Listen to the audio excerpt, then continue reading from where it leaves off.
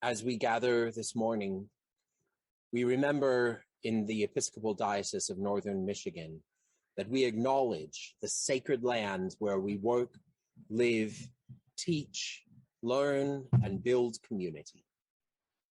This land is the territory of the Anishinaabe people.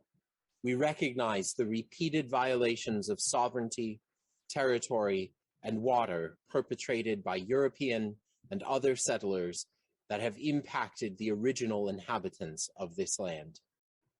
We extend our respect to citizens of these First Nations people who live here and their ancestors who have lived here for over 500 generations, and to all Indigenous people. We also know that this acknowledgement is insufficient. It does not undo the harm that has been done and continues to be perpetrated now against Indigenous people, their land, air, and water.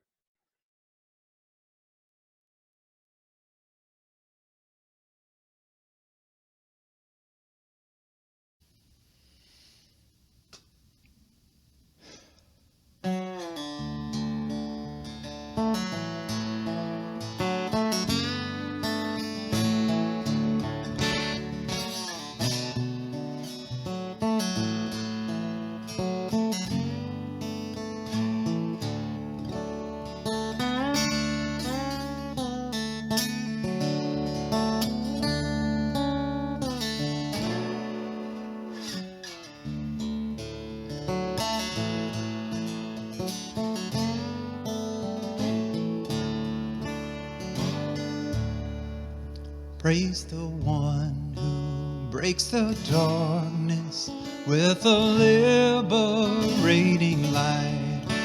Praise the one who frees the prisoners, turning blindness into sight.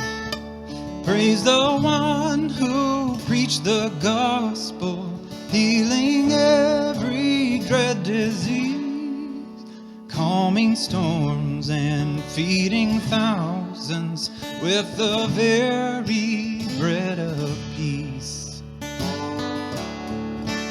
Praise the one who blessed the children with a strong yet gentle word. Praise the one who drove out demons with a piercing two-edged sword. Praise the one who brings cool water to the desert burning sand. From this well comes living water, quenching thirst in every land. Praise the one true love incarnate, Christ who suffered in our place. Jesus died and rose for many, that we may know God by grace. Let us sing for joy and gladness, seeing what our God has done. Praise the one redeeming glory, praise the one who makes us one. Praise the one redeeming glory, praise the one who makes us one.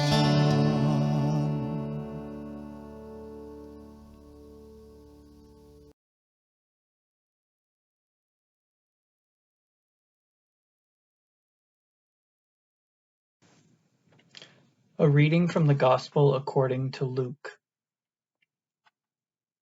When they came to the place that is called the Skull, they crucified Jesus there with the criminals, one on his right and one on his left.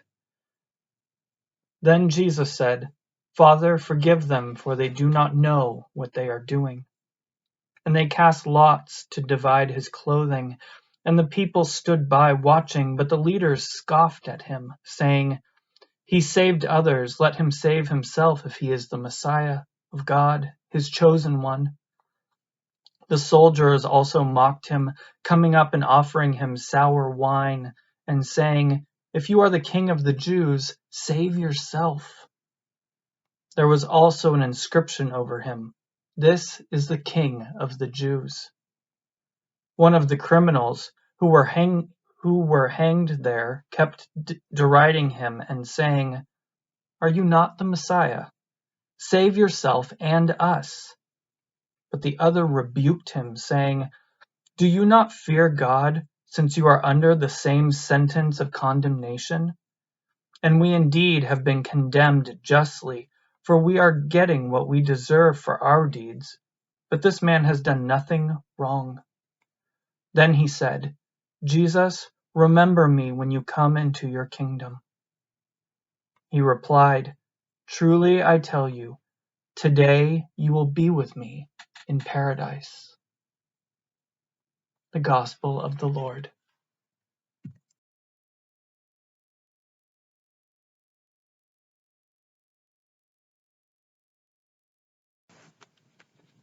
Failure of an Invention, a poem by Sophia Henderson Holmes.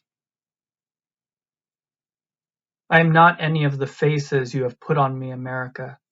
Every mask has slipped. I'm not any of the names or sounds you've called me. The tones have nearly made me deaf. This dark skin, both of us have tried to bleach. I can smell the cancer. This thick hair, these thick lips, both of us have tried to narrow. Begging entrance through the needle of your eye, some of me broken in the squeeze. And even as I carry a bone of yours in my back, your soul, America, no matter what we've tried, I've never been able to bear.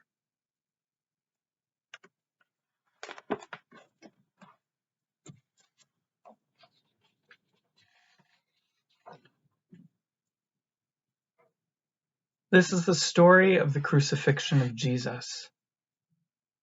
Each Holy Week we hear this gospel story again and all the events leading from the triumphal entry into Jerusalem to the resurrection a week later. This gospel today asks us to look at these events again, and in particular, at one distinct moment. This is the story of the crucifixion of Jesus. He had been arrested, taken before Herod and Pilate, tortured, made to carry his own cross up to the place of the skull, where his hands and feet were pierced with nails as he was fixed to the beams of the cross and lifted up against the sky. Even though this is the story of the death of Jesus, this portion of the gospel doesn't actually focus much on Jesus. Rather, this particular story focuses on those around him, the others that were present. These people we are looking at weren't the crowds and disciples that listened to Jesus' teaching per se. This time it is the others, those who didn't know him well, if at all, and yet some of them were responsible for his death. And this distance from Jesus is crucial to the story. They didn't necessarily have a personal connection with Jesus, perhaps not knowing where he came from or even what he was teaching. They may have known of him, but they didn't necessarily know him. Jesus is hanging on the cross, bloodied, bruised, trying to catch his breath. Thorns were sunk into his head. A sign hangs above his head, "The King of the Jews." A group of leaders stands by to watch his execution. Jesus' execution, as many others, was done by the state, the political powers of the time. Israel was an occupied territory of the Roman Empire. But the leaders themselves, the leaders gathered here to watch this man suffer and die, were not Roman. They were part of Israel, part of the nation of people being oppressed by their ruling occupants. So why did they participate in these horrific actions taking place against one of their own?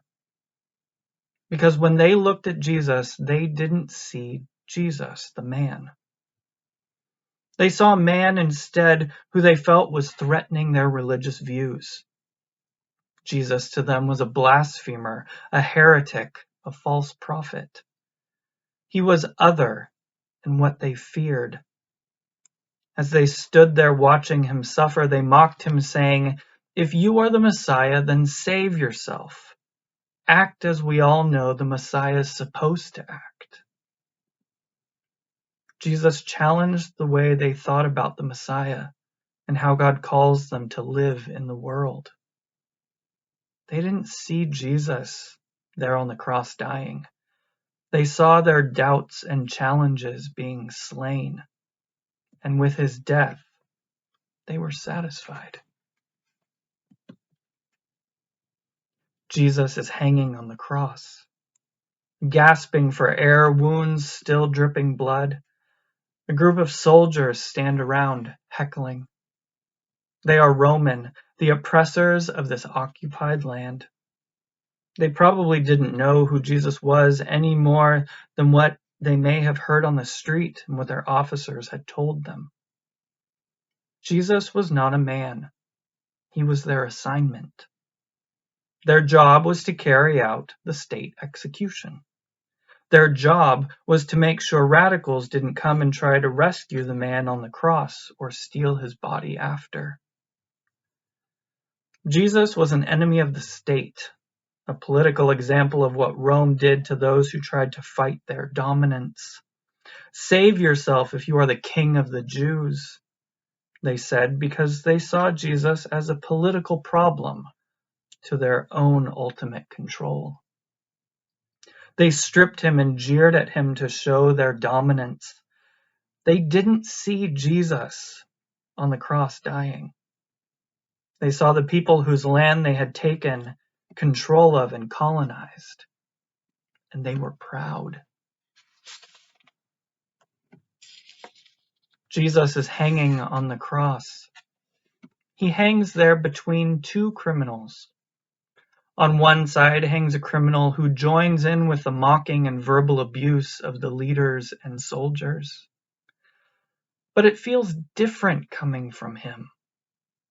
He's a Jewish man who understood that the concept of the awaited Messiah was to be a religious figure who saved them from their nation of oppression. "Aren't you the Messiah?" he asks. "Aren't you the one who's supposed to save us? Aren't you the one who made promises and healed and loved us? You can make all this stop," he seems to rage. "If you were really the Messiah, why are we here?" As this man hangs next to Jesus, he himself gasping for air and knowing that he will not survive, he doesn't see Jesus either. What he sees are his disappointments, his expectations taken and beaten and murdered, and he is angry. The poem I opened with by Sophia Henderson Holmes speaks about the experience of trying to carry all the various ways in which we view others. The title, "Failure of an Invention," points to the idea of how we try to shape that which we don't understand or fear into something that fits our own worldview. Henderson Holmes voices her experience as living as a Black woman in white-dominated spaces, and how she continually felt that she was being asked to do something different for others. But she wasn't going to be anyone's invention. She was who she was. Likewise, the leaders tried to make Jesus carry their fears about how his words challenged their way of life. The soldiers tried to make Jesus into a political terrorist to justify their orders to kill him in order to, quote, "keep the peace." The man being crucified next to him tried to heap all of his disappointment and anger onto Jesus and make Jesus a scapegoat. None of them actually saw Jesus. None of them but one. Jesus is hanging on the cross. To one side is the man who is disappointed and angry, And to the other side hangs another man. This man speaks up, rebuking the words of the other man. "Don't you see what is happening?" he says. "You and I were caught and sentenced for wrong we have done. This man was not. He is innocent." Through his suffering, despite political propaganda and oppression, despite religious intolerance and fear, this man, this criminal, saw Jesus. Maybe he didn't see all the nuance. Jesus as the Palestinian man who was living in occupied land, or Jesus as the reformer of the faith. But he did see Jesus as a man suffering, in pain and wrongfully accused and convicted. And that man had compassion. He saw the humanity of Jesus, and in that humanity, he actually acknowledged Jesus' divinity. "Remember me in paradise," he asks. He doesn't ask for saving or for his suffering to stop. He asks to be remembered as he was in that moment. This is the story of the crucifixion of Jesus. And yet, it is also something else. It is a story about how we see people and how those perspectives cause suffering and even death.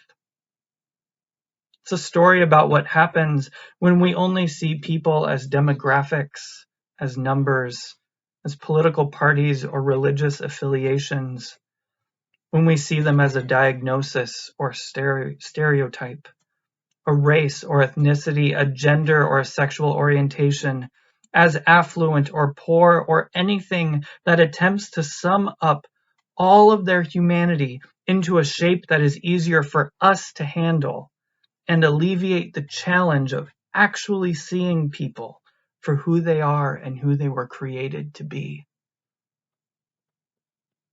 This is a story of the crucifixion of Jesus, as told in the gospel, and also told in everyday life, on the news, in the halls of government, in our churches.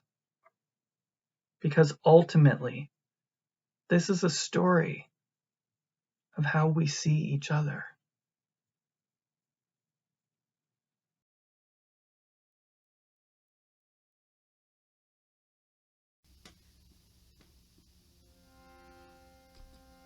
Jesus, remember me when you come into